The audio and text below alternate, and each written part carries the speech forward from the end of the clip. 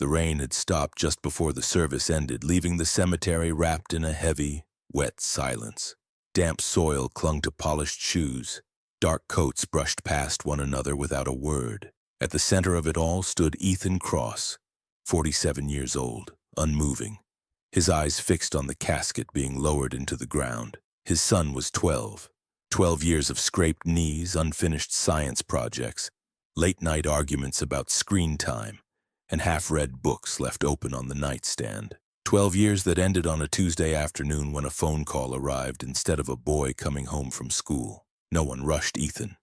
No one dared. The priest's voice faded into background noise. Condolences came and went. Hands squeezed his shoulder, faces blurred.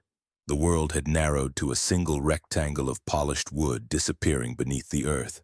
Before I tell you what happened next, subscribe the channel and let me know in the comments where are you watching from. It helps more than you know. Ethan didn't flinch at the sound of the shovel striking dirt. He welcomed it. Each dull thud felt honest, final, unlike the words everyone kept using. Accident. Tragic.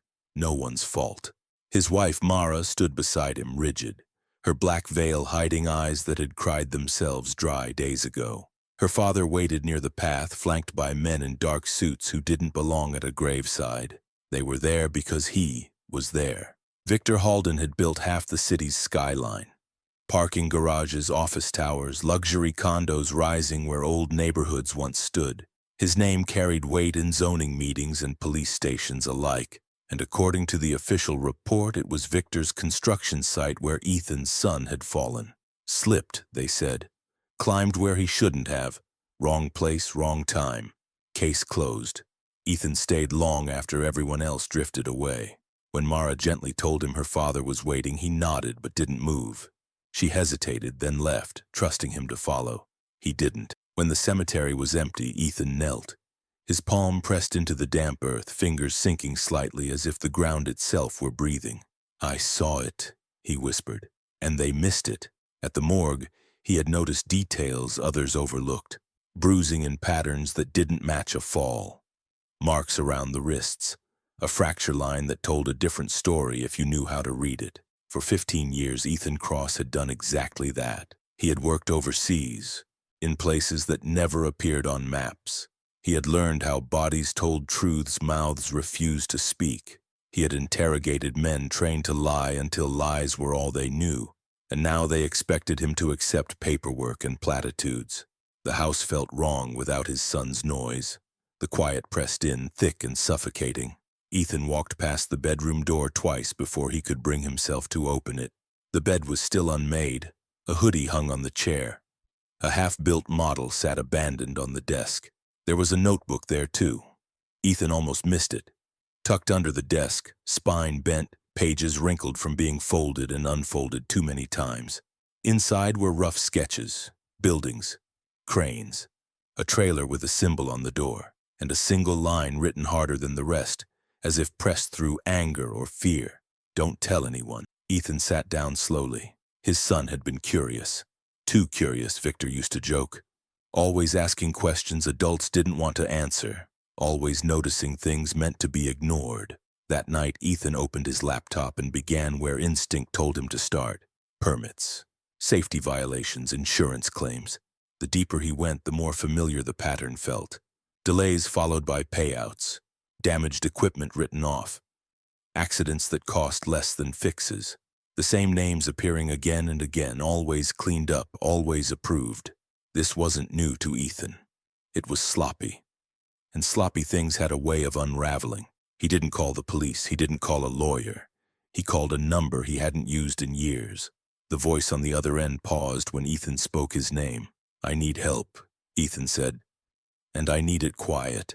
There was a long silence. Then, "Send me what you have." Ethan closed the laptop and looked toward the dark window, his reflection staring back older, harder. Stripped of softness he hadn't realized he still carried.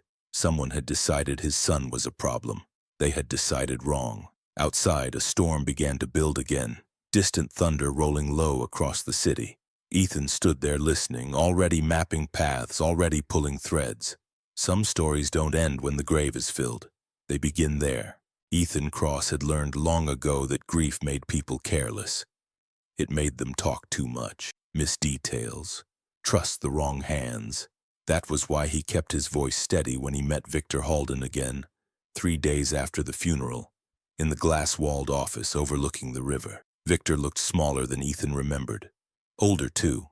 The silver in his hair no longer carried authority, only fatigue masked by tailored confidence. "Ethan," Victor said, spreading his hands. "I wish there were words." Ethan nodded, taking the seat offered to him. He kept his posture loose, his expression hollow. The role came easily. Grieving son-in-law, exhausted father.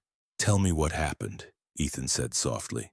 Victor launched into the same story the police had already given. A restricted site, temporary fencing, a boy who shouldn't have been there, an awful accident.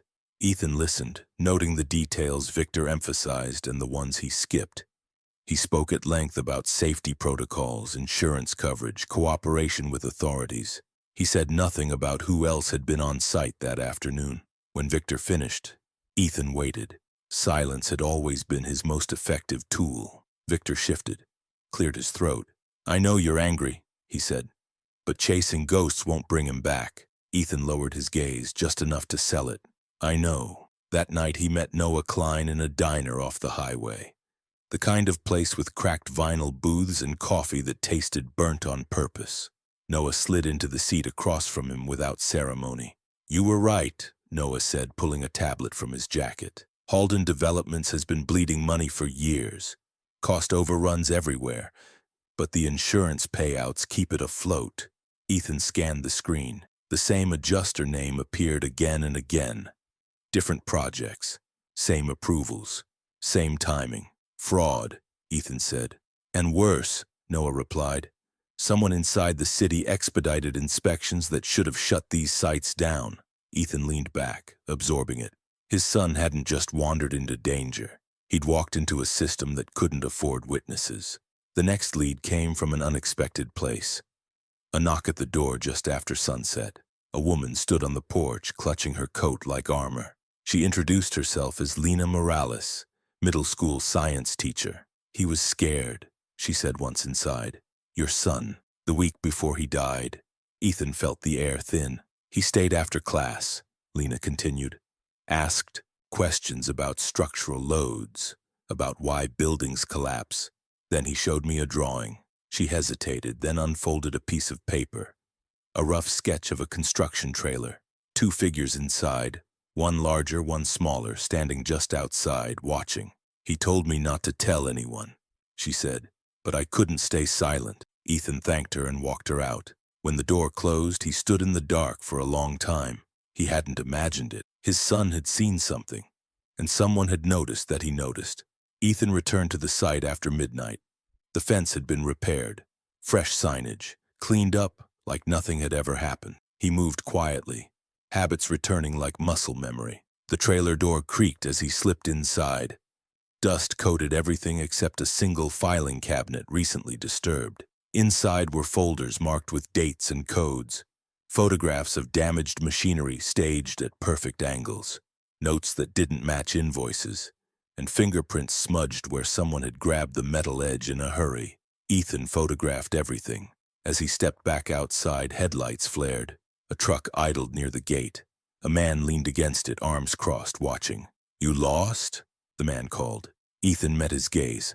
Broad shoulders, calloused hands, a face that didn't frighten easily. "Just looking," Ethan said. The man smiled without warmth. "This isn't a place for looking." Ethan nodded and walked away, feeling eyes burn into his back. By morning, Noah confirmed the man's identity. Site supervisor. Longtime Halden loyalist.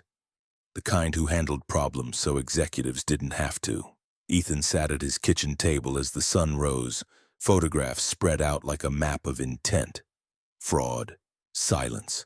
A child who asked the wrong question. This wasn't about money anymore. It was about control. And people who built empires on control never stopped at half measures when that control was threatened. Ethan closed his eyes, replaying his son's voice in his memory. The curiosity, the excitement, the trust. They had mistaken that trust for weakness. The mistake would cost them everything. By the end of the week, Ethan Cross stopped pretending he was only gathering information. The line had been crossed the moment he saw the teacher's drawing match the photographs from the trailer. Coincidence was for people who had never worked intelligence. Patterns were language, and this one spoke clearly. Noah Klein worked from a spare bedroom turned into a nerve center. Screens glowing late into the night. Financial records scrolled beside surveillance stills. Insurance filings stacked against zoning approvals that should never have passed inspection. "They've been staging losses," Noah said, rubbing his eyes. "Not small ones. Controlled damage. Enough to justify claims without drawing too much attention." Ethan studied a spreadsheet. "Someone signs off every time. Same name," Noah replied. "Different departments, different cities. That doesn't happen without protection." Ethan leaned back. "Or leverage." They didn't speak for a moment. Outside, rain traced thin lines down the windows. The sound reminded Ethan of nights overseas, waiting in safe houses while operations unfolded on someone else's clock. Mara tried to be patient. She watched him move through the house with quiet purpose, disappearing for hours, returning with that distant focus she had only seen once before, years ago, when he still carried a government-issued phone and secrets he couldn't share. "You're shutting me out," she said one evening. Ethan stopped.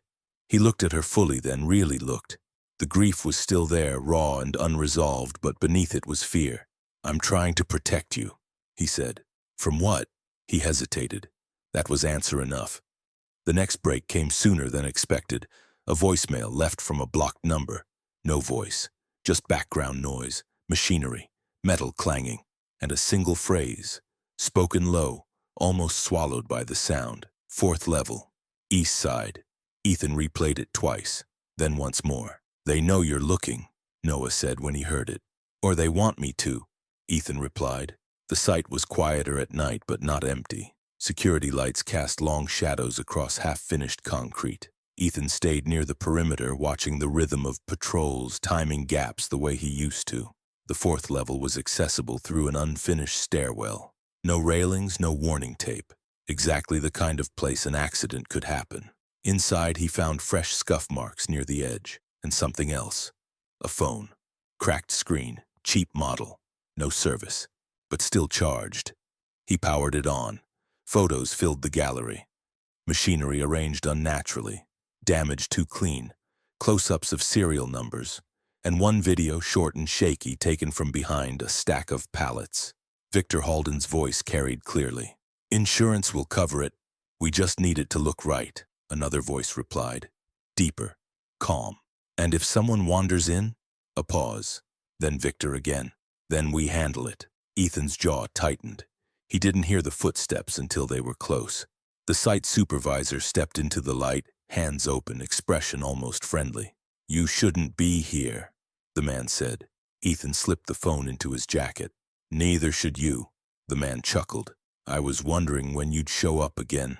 You left the message. Curiosity runs in the family," he replied. "Your kid had it too." Ethan moved before the words finished landing. He had no intention of escalating, but his body responded on instinct.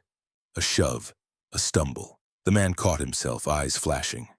"Easy," he warned. "You don't want trouble." "I didn't come for you," Ethan said.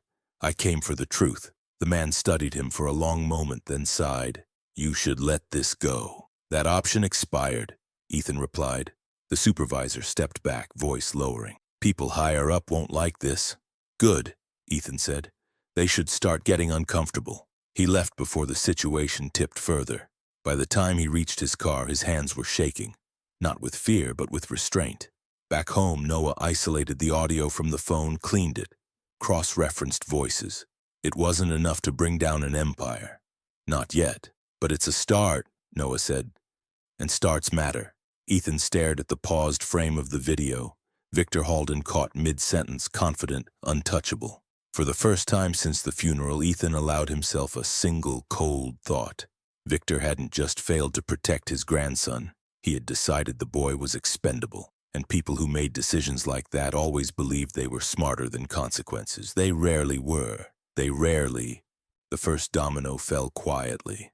A financial blog published a short piece questioning unusually consistent insurance payouts tied to Halden developments. No accusations, just numbers, just questions. Enough to stir curiosity without sounding alarmist. Victor noticed. Ethan knew because the calls started. Mara's phone rang late at night. Old friends suddenly wanted to check in. A lawyer Victor trusted requested a meeting, framed as concern for the family. Ethan declined them all. Noah traced the leaks carefully, feeding fragments of truth into places that thrived on patterns. Analysts noticed. Journalists followed. Regulators began asking for documentation. And documentation was the one thing Halden's operation couldn't provide cleanly. Pressure's building, Noah said. Someone inside is nervous. That someone made themselves known 2 nights later. Ethan found the woman sitting in her car across the street from his house, engine off, lights dark. She flinched when he knocked on the window. Her name was Camille Arden, claims reviewer, mid-level, disposable. "They're going to ruin me," she said once inside. "And if I talk, they'll ruin me faster." Ethan listened. He didn't interrupt. Fear had its own rhythm. Camille explained how files arrived pre-approved, how questions were discouraged, how Victor's name carried enough weight to end careers without effort. "And the boy?" Ethan asked quietly. Camille swallowed. "They said it was an accident, but then I heard things. About a video about him being in the wrong place." Ethan slid a folder across the table. Inside were bank transfers Camille hadn't known were traceable. "You can help fix this," Ethan said. "Or you can carry it alone." She signed the statement with shaking hands. Victor's reaction was immediate. His office tightened security. The site supervisor disappeared from public view. Meetings moved off the books. But power always left a trail. Noah intercepted messages routed through burner phones. Short, direct, orders given without context. One name surfaced repeatedly. Evan Lockridge, Victor's enforcer, former military, clean record, loyal. "He's the one who cleans up," Noah said. "If something goes wrong, he makes it disappear." Ethan nodded. "Then he's the weak point." They didn't go after him directly, that would have been expected. Instead, they watched. Tracked routines, noted habits. Lockridge liked predictability. Same gym, same parking level, same coffee shop. The night Ethan followed him, the city hummed with rain and traffic. Lockridge parked beneath a concrete overpass and stepped out to take a call. Ethan stayed back, listening. "They're asking questions," Lockridge said. "About the kid." A pause. Then, "No, the phone's gone." "Handled." Ethan felt the words settle like ice. Lockridge turned, sensing movement too late. Ethan didn't grab him, didn't threaten. He simply spoke. "You didn't handle it," Ethan said. Lockridge froze. They faced each other under flickering lights, rain dripping steadily from the overpass above. "You know who I am," Ethan continued. "And you know why I'm here." Lockridge exhaled slowly. "You should walk away." "You were there," Ethan said. "When my son found something he shouldn't have." Silence. Then Lockridge said, "I told them it was risky. Kids talk." That was enough. Ethan stepped closer. "Then you understand why this ends badly for everyone involved." Lockridge's confidence cracked, just slightly. Not guilt, fear. "He wasn't supposed to get hurt," Lockridge muttered. "They told me scare him, that's all." Ethan didn't respond. He didn't need to. Back home, he played the recording Noah had captured from the intercept. Lockridge's voice, unmistakable. The admission wasn't complete, but it was direction. Victor's world was shrinking. Regulators froze projects pending review. Banks delayed financing. A council member publicly distanced himself. Mara watched the news silently. "He did this," she said one night. It wasn't a question. "Yes," Ethan replied. She closed her eyes. "Then finish it." The next move would force Victor to choose between saving himself and protecting those who had done his worst work. Men like Victor always chose themselves. And when they did, the truth surfaced in ways no one could contain. Victor Halden's empire didn't collapse all at once. It cracked, then fractured, then folded inward under its own weight. A regional paper ran the first real headline. Not gossip, not speculation. Documents, names, a timeline that refused to stay buried. By morning, national outlets followed. Cameras gathered outside corporate offices that had already been emptied overnight. Victor released a statement expressing grief, outrage, and full cooperation. Ethan watched it without sound. "Classic," Noah said. "He's preparing an exit." The call came that afternoon. Victor wanted to meet. He chose a private club overlooking the harbor. No reporters, no phones, a place where deals had been made quietly for decades. Victor looked thinner. His hands shook when he lifted his glass. "This has gone too far," he said. "You're hurting people who have nothing to do with this." Ethan sat across from him, calm. "You decided who mattered when you told them to handle it." Victor's jaw tightened. "You don't understand how things work." "I do," Ethan replied. "That's the problem." Victor leaned forward. "I can make this stop." Ethan didn't blink. "Then talk." Silence stretched. The weight of everything Victor stood to lose filled the space between them. Finally, Victor said a name: Evan Lockridge. "He acted on his own," Victor added quickly. "Overstepped. I never authorized." Ethan raised a hand. "I have the audio." Victor stopped. "You taught him," Ethan continued. "You rewarded him. You created him." Victor's composure cracked. "What do you want?" Ethan stood. "The truth. In writing. On record." Victor laughed, hollow and bitter. "And then what?" "Then you live with it." The affidavit arrived the next morning, signed, detailed. Victor named Lockridge as the man who ensured containment at multiple sites. He admitted knowledge of fraud. He denied intent. It didn't matter. Noah sent the file where it needed to go. Federal agents raided 3 properties before noon. Lockridge was taken into custody without resistance. Victor's assets were frozen by nightfall. Mara watched from the couch, arms wrapped around herself. "It's over," she said. Ethan shook his head. "Almost." The final piece came from an unexpected place. Lockridge requested a meeting. He was pale in the holding room, bravado stripped away by concrete walls and the realization that loyalty had an expiration date. "He sold me out," Lockridge said. "Yes," Ethan replied. "I did what he told me." "And when my son cried?" Ethan asked quietly. "When he begged." Lockridge looked down. "I looked away." Ethan slid a document across the table. "Tell them everything." "You'll live." Lockridge's shoulders sagged. "And if I don't?" Ethan's voice was steady. "Then Victor's version becomes the only one anyone hears." Lockridge signed. The testimony changed everything. Fraud became conspiracy. Negligence became intent. The accident narrative collapsed under its own contradictions. Victor was arrested at his home before sunrise. Cameras captured him in handcuffs, robe half-buttoned, expression stunned. Ethan didn't watch the footage more than once. The courtroom was quieter than Ethan expected. No grand speeches, no satisfaction, just facts laid bare. Victor pleaded guilty to avoid a trial that would have exposed every detail. He received a sentence that ensured he would never leave prison. Lockridge was sentenced separately. Longer, harsher. When it was over, the city moved on. But Ethan stayed where he was, standing at the edge of his son's grave, the same place where this had begun. The ground had settled. Grass had grown back unevenly. "I didn't stop," he said softly. "I couldn't." The wind carried his words away. Some endings don't feel like endings at all. They feel like something else entirely. Quiet, unresolved, waiting to be understood. Time did not heal what happened. It reshaped it. Months passed. Then a year. The city absorbed the scandal the way cities always do. By turning outrage into memory and memory into footnotes, new projects broke ground under new names. Victor Halden became a cautionary headline, then a paragraph in a case study, then silence. Ethan Cross did not return to the life he had before. That life was gone, buried with his son. Instead, he built something narrower, quieter. The foundation began as paperwork and late nights. A small office, one assistant, then grants, then calls from parents, teachers, inspectors who had seen things they didn't know how to report until someone finally listened. The laws changed slowly. Construction sites required tighter security. Whistleblower protections expanded. Anonymous reporting systems became mandatory. None of it felt like justice, but it felt like resistance against repetition. Mara moved through grief differently. Some days she spoke about their son easily, laughing at memories that no longer cut as deeply.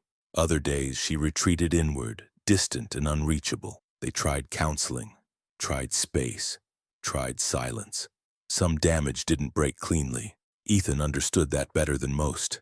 On the anniversary of his son's death, he returned to the cemetery alone. He brought nothing this time. No flowers, no speeches prepared in his head, just himself. He sat on the grass back against the stone and let the memories come without controlling them.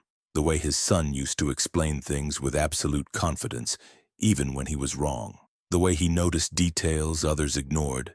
The way he once said very seriously that grown-ups missed important things because they were always in a hurry. Ethan closed his eyes. "You weren't wrong," he said quietly. Victor Halden died in prison that winter. A stroke, no ceremony, no statement. The news barely lingered long enough to register. Ethan felt no relief when he heard, no triumph, only confirmation that endings were rarely symmetrical. Lockridge wrote once from prison. A letter without excuses, without apologies, that asked for forgiveness. Just an acknowledgement of what he had done and the weight he carried. Ethan never replied. Some things didn't require response. The foundation grew. Not large, not flashy. Effective, quietly effective. Inspectors were trained, teachers were briefed. Kids were taught what to do if they saw something that felt wrong. And sometimes, late at night, Ethan allowed himself to imagine that somewhere a child spoke up because his son never got the chance to again. That was enough. One evening, after a long day, Ethan stood alone in the office, lights dimmed, city glowing beyond the windows. He caught his reflection in the glass. Older now, lines deeper, eyes steadier. He no longer felt like a weapon waiting to be used. He felt like a witness who had done what he could. Grief didn't leave. It changed its shape, became something that lived beside him instead of inside his chest. A presence he acknowledged without letting it decide who he was. He locked up and stepped outside. The air was cool. Somewhere nearby, a child laughed. Ethan paused, then continued walking. Some stories don't end with closure. They end with continuation. And if you've been listening this far, subscribe to the channel and let me know in the comments what time it is where you're watching from. It helps more than you know.